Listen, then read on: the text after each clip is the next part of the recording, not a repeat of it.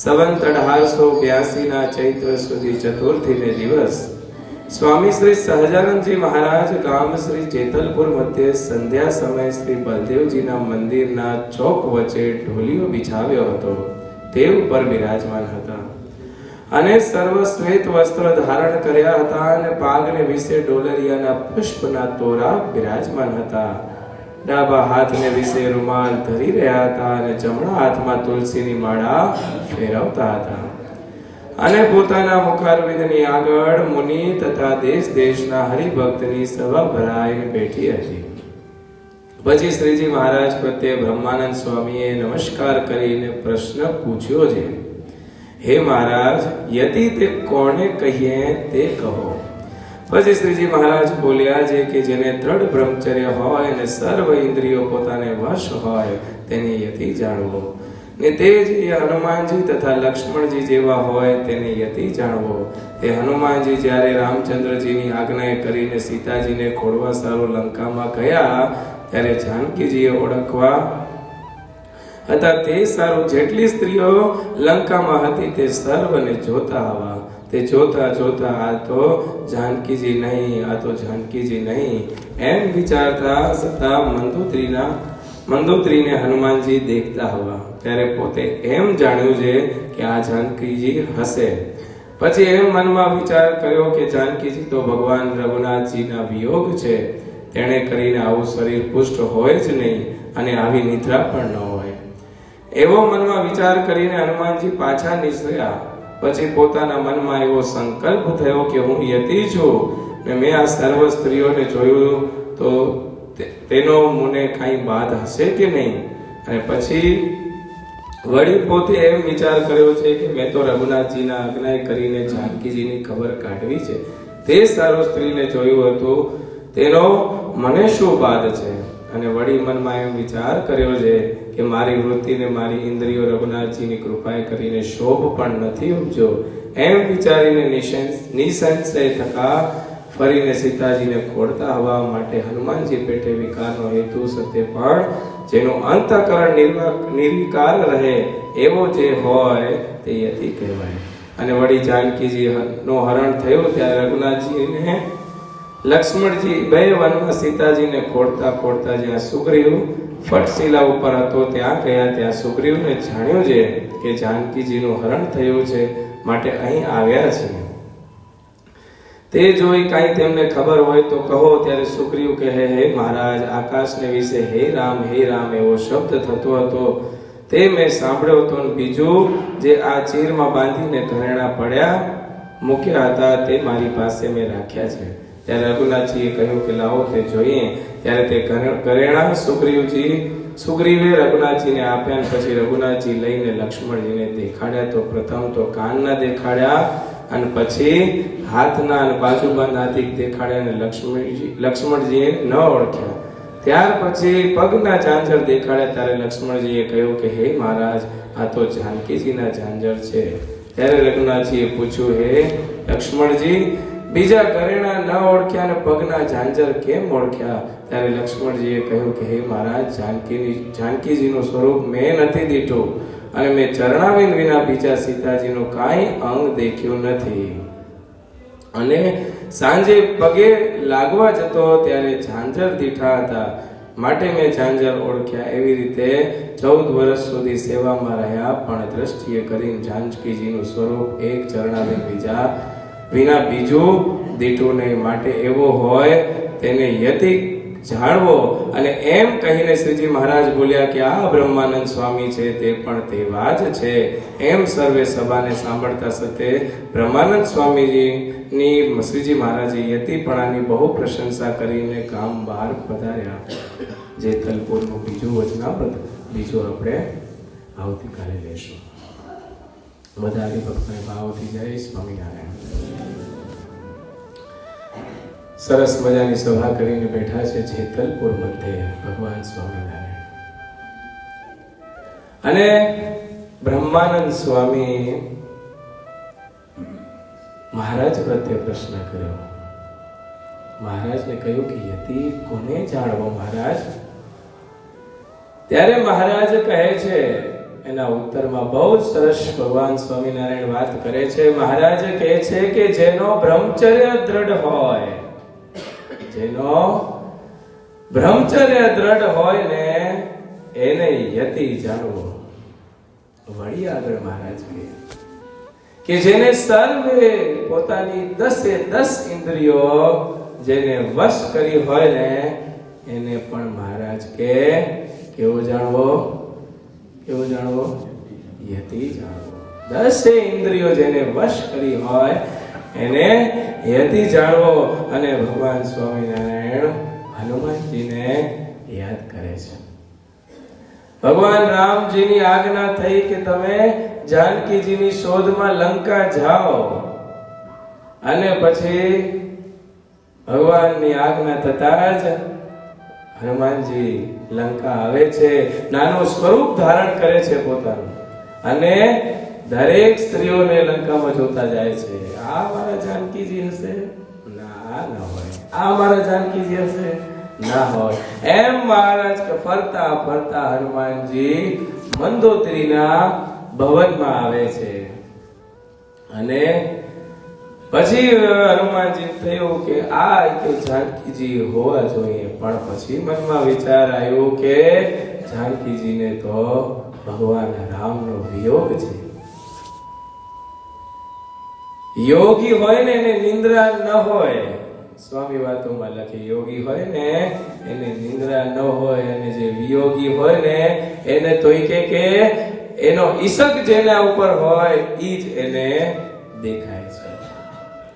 અને હનુમાનજી મનમાં વિચાર કરે કે આને કે ખસખસાટ નિંદરમાં સૂતા છે, અને આવું પુષ્ટ શરીર થઈ કે મારી માતા જાનકીજીનો હોય નહીં. અને પછી ભવનમાંથી બહાર આવી ગયા. અને પછી મનમાં વિચાર કર્યો કે હું તો યતિ છું. શું કીધું? હું યતિ છું તો મેં આટલી બધી સ્ત્રીઓને જોઈ તો શું મારા યતિ વ્રતમાં ભંગ થયું હશે? મનમાં વિચાર કરે છે હનુમાનજી, આટલી સ્ત્રીઓને જોઈ મેં તો શું મારો યતિમાં ભંગ થયો હશે? પણ પછી મનમાં વિચાર કરે છે કે મને તો ભગવાન રામે આજ્ઞા કરી હતી, માટે હું સીતાજીની શોધમાં ગયા હતા. પછી વળી મનમાં વિચાર કર્યો કે મનમાં મને જરાય શોભ નથી, જરાય મનમાં વિકાર નથી. માટે ભગવાન સ્વામિનારાયણ કે જેને મનમાં શોભ ન હોય, જેને મનમાં કાંઈ વિચાર ન થાય ને, આટલી સ્ત્રીઓને જોઈને તોય છતાંય મનમાં એક વિકારને ન પામે, મન જ્યારે વિકારને ન પામે એને કેવો જાણવો? યતિ જાણવો. એટલે ભગવાન સ્વામિનારાયણ હનુમાનજીને યાદ કર્યા છે, લક્ષ્મણજીને યાદ કર્યા છે. સીતાજીનું હરણ થયું ત્યારે સીતાજીની ખોળમાં ભગવાન રામ અને લક્ષ્મણજી બંને ફરતા ફરતા ક્યાં આવે છે? ફટકશિલામાં આવે. ફટકશિલામાં કોણ રહેતું હતું ખબર છે? સુગ્રીવજી રહેતા હતા. ત્યાં આવે છે એની શોધમાં, અને ત્યાં સુગ્રીવને કહ્યું કે સીતાજીનું હરણ થયું છે, માટે એમની શોધમાં આવ્યા છે. તમને કઈ સમાચાર છે? તો કે ના, અમને કઈ સમાચાર નથી, પણ એક વિમાનમાં જ્યારે જાતું હતું ઉપર ત્યારે હે રામ હે રામ હે રામ એવા શબ્દો અમે સાંભળ્યા. અને કે એક પોટલી વિમાનમાંથી પડી અને એ પોટલી આ છે એ ભગવાન રામને આપી. ભગવાન રામે જોયે તો દાગીના હતા. અને પછી રામ ભગવાન લક્ષ્મણજીને બતાવે છે કે આ જુઓ તો જાનકીજીના છે. ત્યારે લક્ષ્મણજી એક પછી એક જોવે છે. નામ જાનામિ કંકણમ ન જાનામિ કેયુરમ એક જાનામિ નેપુરમ. ભગવાન રામ લક્ષ્મણજીને કંકણ બતાવ્યા, હાથના કંકણ બતાવ્યા. લક્ષ્મણજી ઓળખી ન શક્યા. કાનના કુંડળ બતાવ્યા, ઓળખી ન શક્યા. એક પછી એક દાગીના બતાવતા ગયા. જ્યારે ભગવાન રામજીએ એમને નેપુર બતાવ્યા ને પગના ઝંઝર બતાવ્યા, ત્યારે લક્ષ્મણજી ઓળખી ગયા કે આ મારી માતા જાનકીજીના ઝાંઝર છે. રામ ભગવાનને આશ્ચર્ય થયું. ભાઈ આ બધા દાગીના બતાવ્યા, ઈ ઓળખ્યા નહીં, કેવળ કે ઝાંઝર બતાવ્યા એમાં ઓળખી ગયા કે અમારા માતાજીના છે. એવું કેમ લક્ષ્મણજી? ત્યારે શું કહે છે જો લક્ષ્મણજી કે હે પ્રભુ, જ્યારે હું નિત્ય મારો ક્રમ સંધ્યા સમયે હું માતા જાનકીજીના દર્શન કરવા અને ચરણ સ્પર્શ કરવા જાઉં ને મેં ચરણ સ્પર્શ કર્યા ત્યારે આ ઝાંઝરના મેં દર્શન કરેલા. એટલે મને ખબર છે શા માટે ભગવાન સ્વામિનારાયણ એમને યાદ કરે છે લક્ષ્મણજીને કે 14 વર્ષ વનમાં રહ્યા, વનવાસમાં ભગવાન રામ સાથે રહ્યા, માતા જાનકીજી સાથે રહ્યા, તેમ છતાંય એક સ્વરૂપ હોવા ઈ માતાજીનું સ્વરૂપને ઊંચી દ્રષ્ટિ કરીને નથી જોયું. લ્યો, નીચી દ્રષ્ટિ કરીને કેવળ ઝાંઝરના દર્શન કર્યા, રૂપ નથી જોયું. એટલે ભગવાન સ્વામિનારાયણ સત્સંગી જીવનમાં એક સરસ પ્રસંગ છે. સતાનંદ સ્વામી લખે, ધન્ય હોજો કે મારા જીણા ભાઈને. લ્યો, શું કે છે મહારાજ? ધન્ય હોજો મારા જીણા ભાઈને. જૂનાગઢના દિવાન હતા.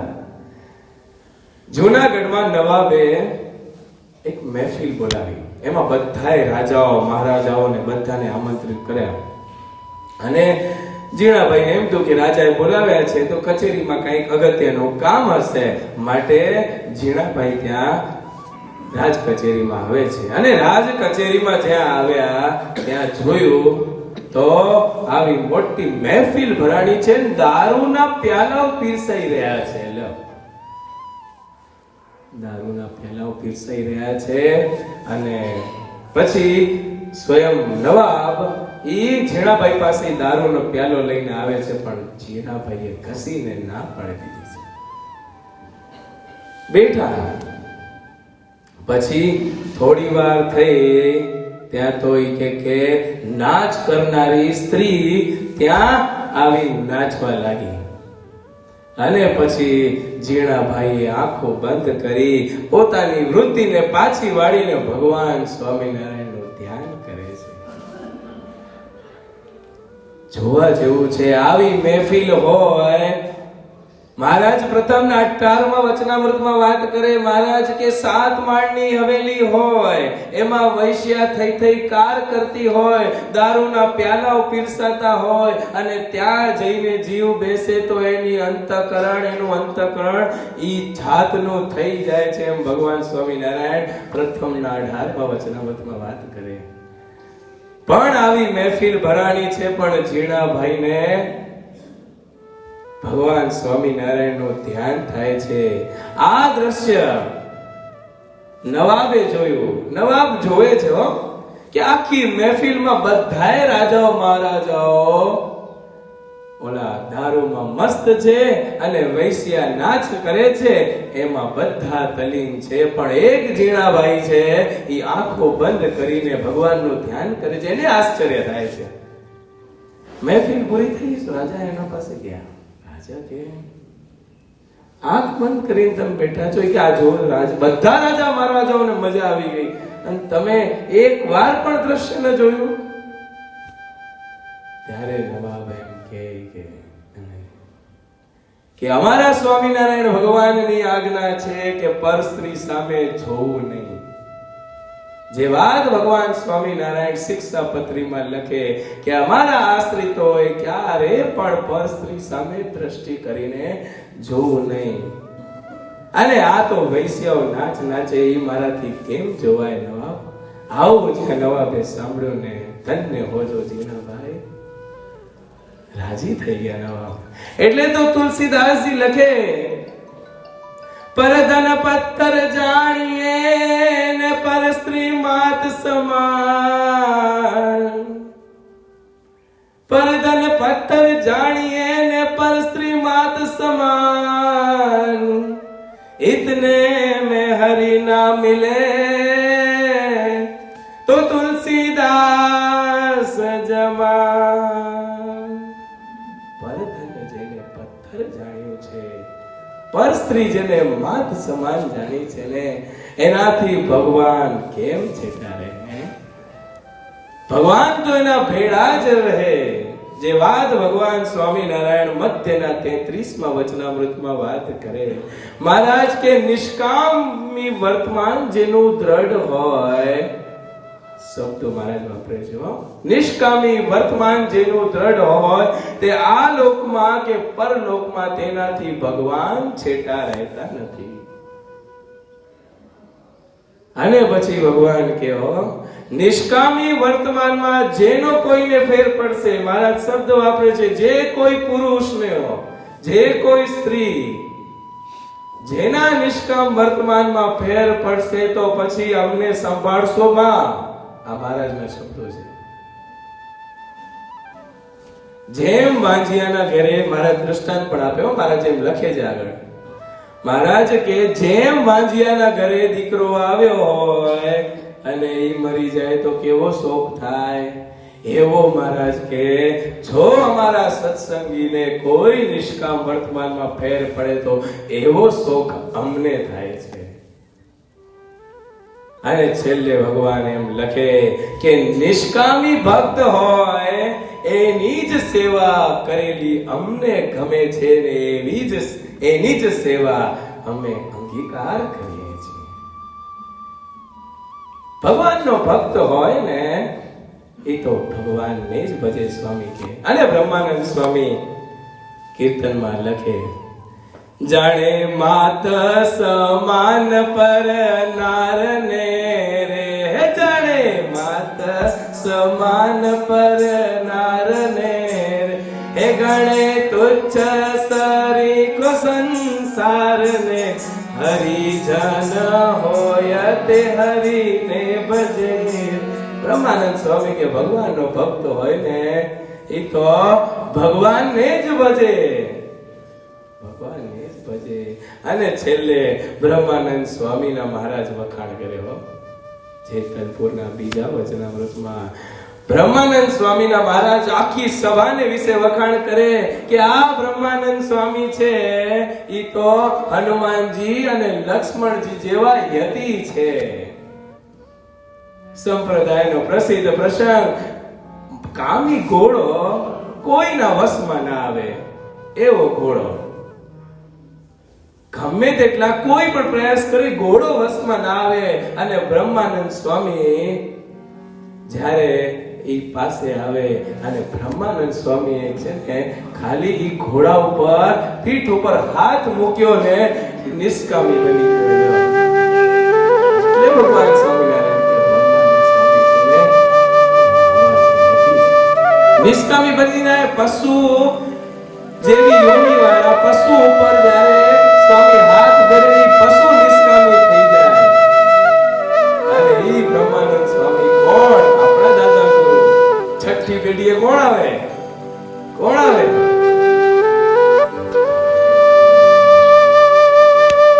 એટલે મારા છેલ્લે વખાણ કરે ને આપણે એના શિષ્ય છીએ. એ બ્રહ્માંડમાં જેનો જોટો ન જડે એવા ગુરુ અને સદગુરુ ધ્યાની સ્વામીજીના આપણે શિષ્ય છીએ તો આપણે કેફ ન હોય તો કોને કેફ હોય? માટે ભગવાન સ્વામિનારાયણ સરસ મજાની વાત કરે કે જેનું બ્રહ્મચર્ય દ્રઢ હોય અને જેનું બ્રહ્મચર્ય દ્રઢ હોય એવો જે નિષ્કામ ભક્ત હોય એની હાથની સેવા અમને અંગીકાર કરવી ગમે છે.